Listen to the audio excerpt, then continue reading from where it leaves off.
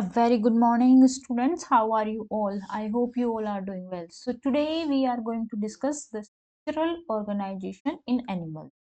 This is chapter 7, class 11, CBSE NCERT. We are going to discuss all about this chapter. Clear? चलिए हम बात करते हैं first from unicellular to multicellular organisms कैसे बने. चलिए उनके बारे में डिस्कस करते हैं. यूनिसेलुलर ऑर्गेनिजम्स क्या होते हैं? As we have discussed earlier, what is unicellular? They are single celled organisms, right? We have discussed earlier in our sessions single celled organisms. ठीक है, जिसमें फंक्शन क्या होता है? Digestion, respiration and reproduction are perform by a single cell. Multicellular organisms क्या होते हैं? जहाँ पे क्या हो? एनिमल्स में न्यूक्लियस प्रेजेंट हो और डबल मेम्ब्रेन स्ट्रक्चर्स हो ऑर्गेनल्स की. These are the multicellular organism. In the complex body of multicellular animals, the same basic function are carried out by different groups of cells in a well-organized manner. यानी कि क्या हुआ?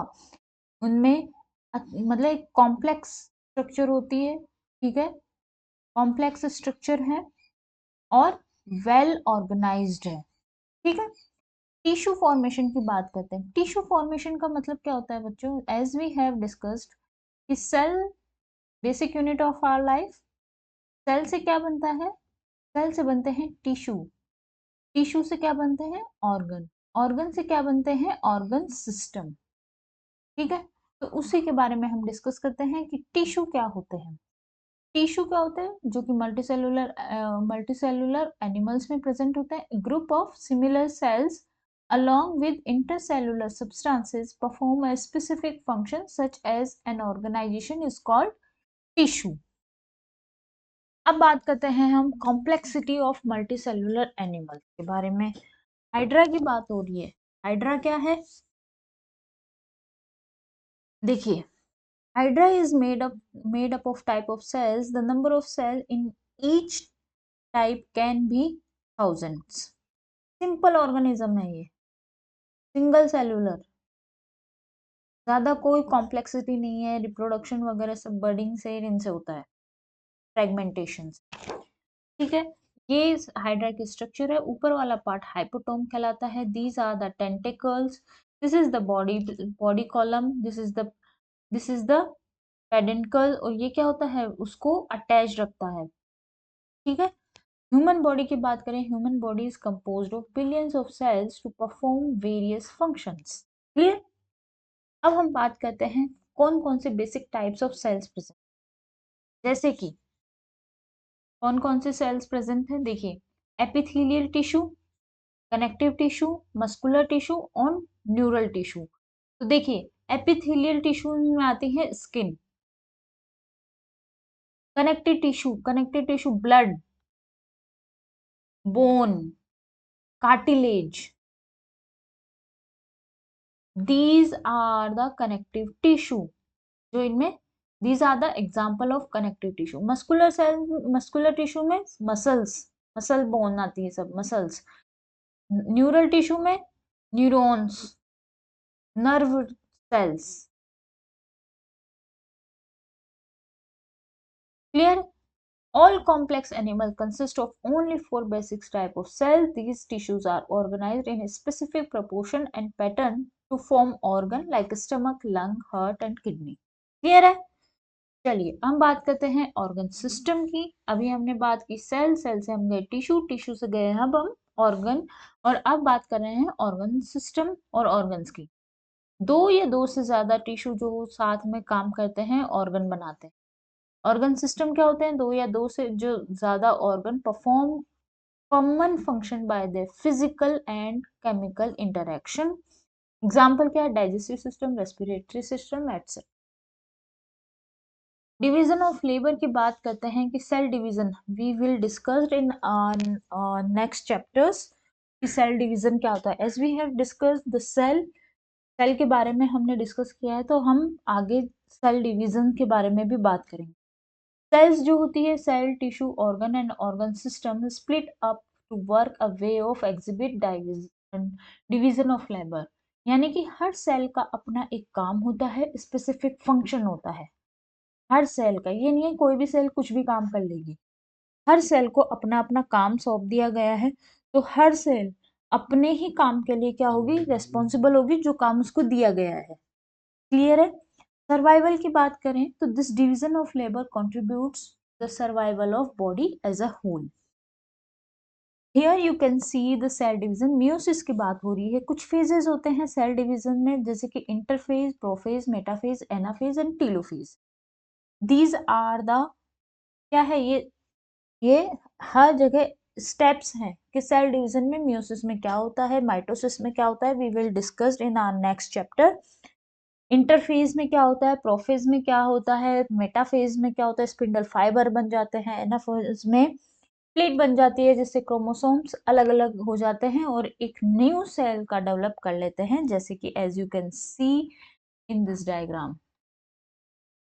ठीक है, ये एक सेल बन गई, ये एक नई सेल बन गई, ये एक नई सेल बन गई, ये एक नई। ठीक है, चलिए we will discuss in our next chapter. Organ composition की बात करें तो each organ in our body is made of one or more type of tissue. Example जैसे कि हार्ट, और heart consist of all 4 types of tissue, epithelial tissue, connective tissue, muscular and neural tissue. ठीक है, ये है organ composition की बात। Evolutionary trend की बात करें हम, observation, we notice after some careful study that the complexity in organ and organ system displays certain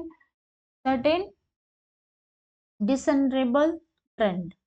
Definition की बात करें, the uh, discernible trend is called evolutionary trend। यानी कि क्या हो गया, इवोल्यूशन का मतलब क्या होता है, कैसे इवॉल्व हुए हैं हम लोग। जैसे मंकीज से हम इवॉल्व हुए हैं, डायनासोर से कौन कौन सी स्पीसीज जो है वो डिस्टिंक्ट हो गई है, एक्सटिंक्ट हो गई है, सॉरी, है ना। तो उन सब के इवोल्यूशन का प्रोसेस है, कैसे हम इवॉल्व हुए हैं, उसी बारे में है इवोल्यूशन। इवॉल्व हुए हैं हम।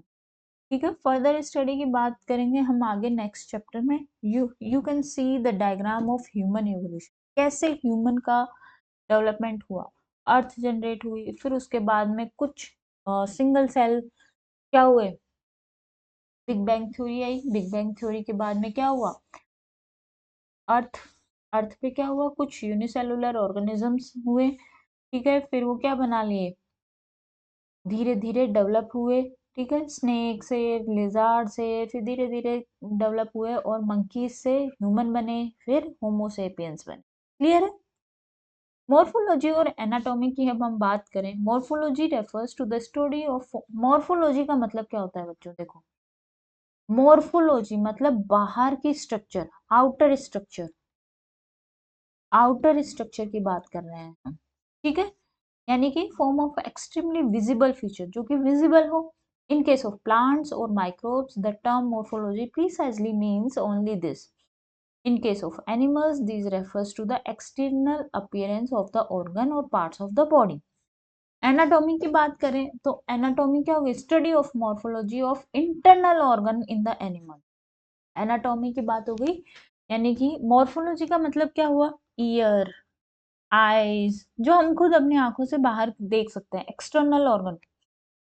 एनाटॉमी की बात होती है जैसे कि heart, kidney, these are the anatomy of the structure of the organism। Clear? चलिए अब बात करते हैं हम फ्रॉग की। हमारे इस चैप्टर में फ्रॉग के बारे में बताया गया है, स्टडी की गई है, तो चलिए बात करते हैं फ्रॉग के। कुछ हम पहले जान लेते हैं फ्रॉग स्पीसीज के बारे में। इसको क्या बोला जाता है, इसका जूलॉजिकल नेम जो बोला जाता है वो है Rana tigrina. Rana tigrina. Frogs क्या होते हैं, can live both on land, यानी कि ये एम्फीबेटिक होते हैं। क्लासिफिकेशन क्या होता है, belong to the class of amphibia, phylum chordates. We have discussed earlier the phylum and all. Common species क्या है, frog found the common species in India is Rana tigrina, sorry, ठीक है, राना टिग्रीना। चलिए आगे बात करते हैं फ्रॉग के कैरेक्टरिस्टिक्स के बारे में, बॉडी टेम्परेचर के बारे में। तो फ्रॉग जो है वो बॉडी टेम्परेचर क्या है इसका, कोल्ड ब्लडेड है, यानी कि they do not have constant body temperature. Constant body temperature मतलब कि इसको सर्दी में क्या होगा, ये सर्दी में भी सर्वाइव कर लेगा और गर्मियों में भी सर्वाइव करेगा, यानी कि इनका बॉडी टेम्परेचर एक जैसा नहीं आता जैसे कि ह्यूमंस में होता है 98 डिग्री फॉरेनहाइट, ठीक है ना। तो अब बात करते हैं पोइकिलोथर्मस, यानी कि इसका मतलब क्या हुआ कि बॉडी टेम्परेचर वेरी करता है टेम्परेचर ऑफ द एनवायरनमेंट। दो तरह के वो, कोल्ड ब्लडर और पोइकियोथर्मस, जिनको टेम्परेचर जो होता है वो वेरिएशन होता है कोल्ड में और किसमें, हॉट में। चलिए अब कैरेक्टरिस्टिक्स की बात करते हैं। कलर चेंज की बात करें तो फ्रॉग क्या कर लेता है, फ्रॉग जब उसको लगता है डेंजर जोन है तो वो अपना क्या कर लेता है, कलर चेंज कर लेता है। They are in grasses and on land, mimicry कर लेता है, यानी कि they have the ability to change the colour to hide them from their enemies, ठीक है। प्रोटेक्टिव कलरेशन का बात करें तो ये क्या करते हैं, मिमिक्री जो होती है इसकी, वो इसको प्रोटेक्ट करती है किससे, किससे, अपने एनिमीज से, इसलिए इसको बोलते हैं प्रोटेक्टिव कलरेशन। अब बात करते हैं फ्रॉग के कैरेक्टरिस्टिक्स की, सीजनल बिहेवियर की बात करते हैं। समर में क्या होता है, frog during the peak season, peak summer, frogs क्या करते हैं, shelter in a deep burrows to protect them from extreme heat, ठीक है। This is known as summer sleep, aestivation बोला जाता है जिसको। विंटर स्लीप की बात करें तो during the peak season of winter, frog take shelter in deep burrows to protect them from extreme cold. This is known as the winter sleep, जिसे जिसे क्या बोला जाता है, हिबरनेशन, ठीक है। फ्रॉग की मॉर्फोलॉजी की बात करें, जो स्किन की बात करते हैं हम फ्रॉग की, तो टेक्सचर क्या होता है, फ्रॉग की जो स्किन होती है वो स्मूथ होती है, स्लिपरी होती है, क्यों, due to presence of mucus, due to presence of mucus. Moisture की बात करें तो फ्रॉग की जो स्किन होती है वो हमेशा मेंटेन रहती है इन मोस्ट कंडीशन में। वाटर एब्जॉर्प्शन की बात करें तो फ्रॉग जो होता है कभी पानी नहीं पीता, because it absorb it through the skin. Morphology और बॉडी कलर की बात करें तो डोर्सल साइड जो होती है बॉडी की वो जनरली ऑलिव ग्रीन और डार्क इरेगुलर, जैसे कि आप लोगों ने सबने बारिश के टाइम पे फ्रॉग को निकलते हुए देखा होगा, का कलर क्या होता है, ऑलिव ग्रीन और डार्क रेगुलर स्पॉट्स जहाँ पे प्रेजेंट होते हैं। वेंट्रल साइड क्या होता है, skin is uniformly pale yellow. Here you can see the क्यूटूसा फ्रॉग, ठीक है। चलिए डिस्कस करते हैं इसके बारे में। हेड और ट्रंक होता है, body of a frog is divisible into head and trunk. Absent part कौन से होते हैं, neck and tail are absent. चलिए अब बात करते हैं हेड फीचर्स की, क्या क्या होते हैं भाई, देखो इसमें नाक भी प्रेजेंट है ना, और टाइपेनम, क्लियर। तो क्या होता है, नॉस्ट्रल जो माउथ के नीचे है, आईज जो होती है ब्लश्ड होती है, कवर्ड बाय डिक्टेटिंग मेम्ब्रेन जो कि प्रोटेक्ट करती है इसको विंटर वाटर से, सॉरी, ठीक है। टिपेनम क्या होता है, ऑफ अदर साइड ऑफ एवीज इन मेम्ब्रेन्स, टिपेनम यानी कि ear receive sound signals, clear, sound signal के लिए। अब बात करते हैं दो तरह, फोर लिम्ब और हिंड लिम्ब। फोर लिम्स जो होते हैं वो कि स्विमिंग के लिए, वॉकिंग के लिए और लीपिंग एंड बरोइंग के लिए काम में आते हैं। They end in 4 digits. Hind limb की बात करें, हिंड लिम्ब जो होते हैं 5 डिजिट्स होते हैं, they are larger and muscular होते हैं फोर लिम्ब से। और क्या होते हैं, feet have web digit that help in swimming, clear.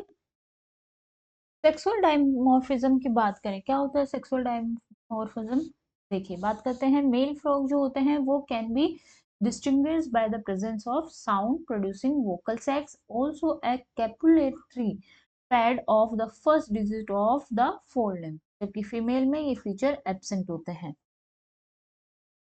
Frog की एनाटॉमी की बात करें तो बॉडी कैविटी, ऑर्गन सिस्टम और डेवलपमेंट की बात करते हैं, तो चलिए देखते हैं, डिस्कस करते हैं इसके बारे में। बॉडी कैविटी ऑफ फ्रॉग्स जो है वो अकोमोडेट होते हैं डिफरेंट ऑर्गन सिस्टम में। ऑर्गन सिस्टम जो होते हैं वो इंक्लूड करते हैं जिसमें digestive, circulatory, respiratory, nervous system, excretory and reproductive system organ system कहलाते हैं। डेवलपमेंट की बात करें तो these system have well developed structure and functions. Frog की एनाटॉमी, डाइजेस्टिव सिस्टम के कंपोनेंट्स की बात करते हैं। एक होती है एलिमेंट्री कैनाल और दूसरा है डाइजेस्टिव ग्लैंड्स जो फ्रॉग में प्रेजेंट होती है।